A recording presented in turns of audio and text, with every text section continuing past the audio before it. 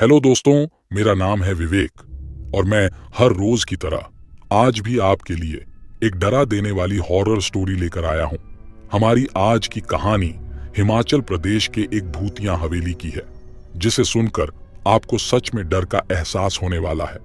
दोस्तों, मैं आपसे हर कहानी में कहता हूं कि आपका नाम और आप किस जगह से कहानी को सुन रहे हैं कमेंट करके रखिए, लेकिन आप में से कोई भी कमेंट नहीं करता।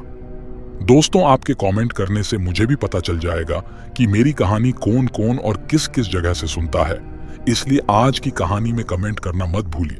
तो चलिए आज की कहानी को स्टार्ट करते हैं।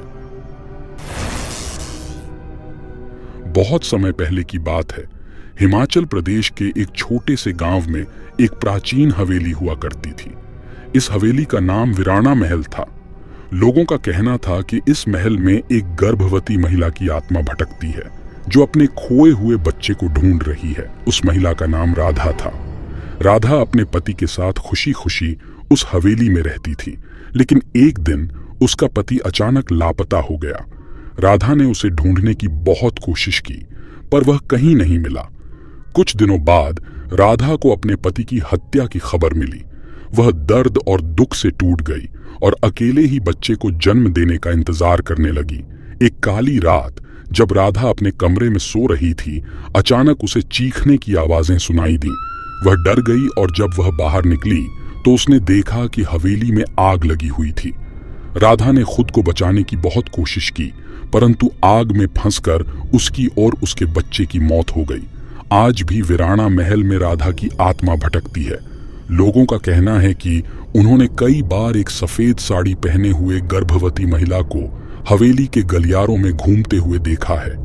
राधा की आत्मा उन लोगों से मदद मांगती है ताकि वह अपने खोए हुए बच्चे को ढूंढ सके। एक दिन एक नया परिवार उस हवेली में रहने आया।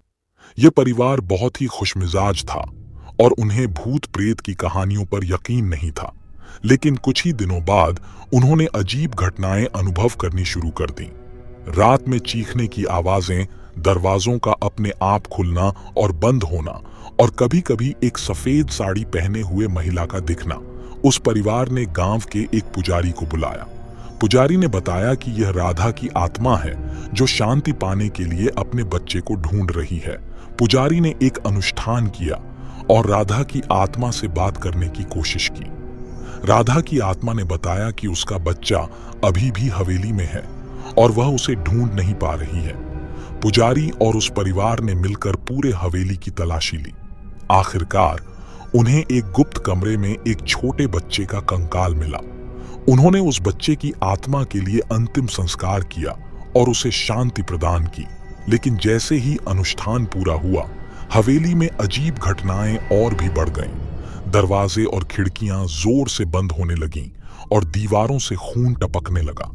परिवार ने महसूस किया कि राधा की आत्मा और भी अधिक भयानक हो गई थी।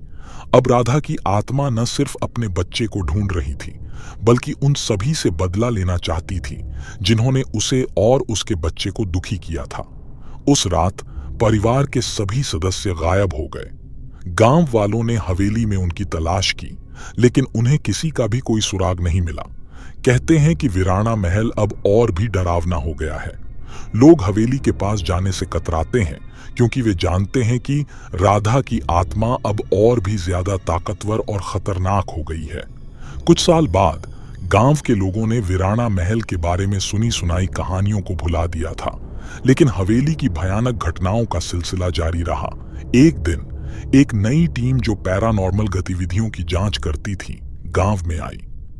यह टीम विशेष रूप से वीराणा महल की कहानी से प्रभावित हुई थी और उन्होंने वहां जाकर जांच करने का फैसला किया। टीम में 4 सदस्य थे: आर्यन, नीलम, कबीर और स्नेहा। टीम ने गांव वालों से हवेली के बारे में सारी जानकारी जुटाई और एक रात को महल में जाने का फैसला किया। जैसे ही वे हवेली के पास पहुंचे, उन्होंने महसूस किया कि कुछ अजीब और डरावना है। हवेली का वातावरण ठंडा और भारी था और हर कोने से अजीब आवाजें आ रही थीं। टीम ने अपने उपकरणों को तैयार किया और जांच शुरू की।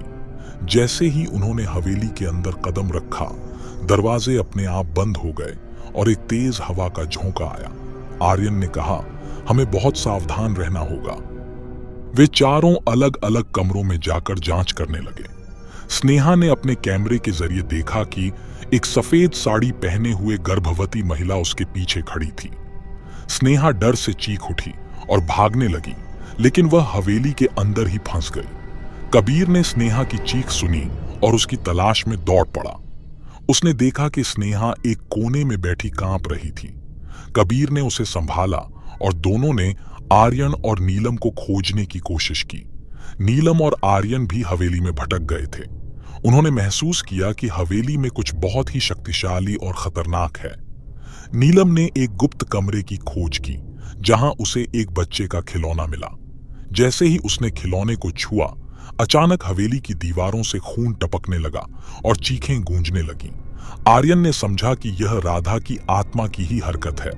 उसने नीलम को वहां से निकालने की कोशिश की, लेकिन तभी राधा की आत्मा ने उन पर हमला कर दिया।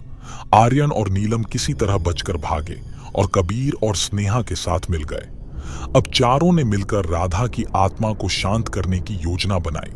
उन्होंने सोचा कि शायद राधा अपने बच्चे की आत्मा को ढूंढने की कोशिश कर रही है। उन्होंने फिर से गुप्त कमरे की तलाशी ली और देखा कि वहां एक और कंकाल था जो राधा का बच्चा हो सकता था। उन्होंने अनुष्ठान करने की तैयारी की, लेकिन जैसे ही अनुष्ठान शुरू हुआ, हवेली में भयानक घटनाएं बढ़ गईं। राधा की आत्मा ने भयंकर रूप धारण कर लिया और सभी पर हमला करने लगी। एक भयानक चीख के साथ राधा की आत्मा ने नीलम को अपने वश में कर लिया और उसे हवेली की छत से नीचे फेंक दिया। नीलम की मृत्यु वहीं हो गई। आर्यन, कबीर और स्नेहा ने अपनी जान बचाने की कोशिश की, लेकिन हवेली के दरवाजे और खिड़कियां बंद हो चुकी थीं। अंत में हवेली की छत से एक बड़ी गिरावट हुई और सभी तीनों सदस्य उसमें दब गए। गांव वालों ने अगली सुबह हवेली की जांच की, लेकिन उन्हें कोई भी जिंदा नहीं मिला। कहते हैं कि अब वीराना महल में न केवल राधा और उसके बच्चे की आत्मा भटकती है, बल्कि उन तीनों की आत्माएं भी वहां फंसी हुई हैं। आज भी वीराना महल गांव में एक डरावनी जगह के रूप में जाना जाता है। कोई भी वहां जाने की हिम्मत नहीं करता, क्योंकि जो भी वहां जाता है वह कभी वापस नहीं आता। गांव वालों का मानना है कि राधा की आत्मा अब और भी ज्यादा खतरनाक हो गई है और उसकी आत्मा के साथ वे 3 और आत्माएं भी अब हवेली की सुरक्षा करती हैं, जो कभी भी किसी को भी अपनी शांति में खलल डालने नहीं देती। तो दोस्तों, ये थी हमारी आज की कहानी। कहानी अच्छी लगी हो तो वीडियो को लाइक करके चैनल को भी सब्सक्राइब करके रखना। हमारे चैनल को सब्सक्राइब करने से आपको नई नई हॉरर स्टोरी सुनने के लिए मिलने वाली है। और दोस्तों, आपका नाम और आप किस जगह से कहानी को सुन रहे हैं कमेंट करके रखना। कौन कौन कमेंट करेगा उनका नाम मैं मेरी अगली कहानी में लेने वाला हूं। तो चलिए मिलते हैं अगली कहानी में। तब तक के लिए शुभ रात्रि।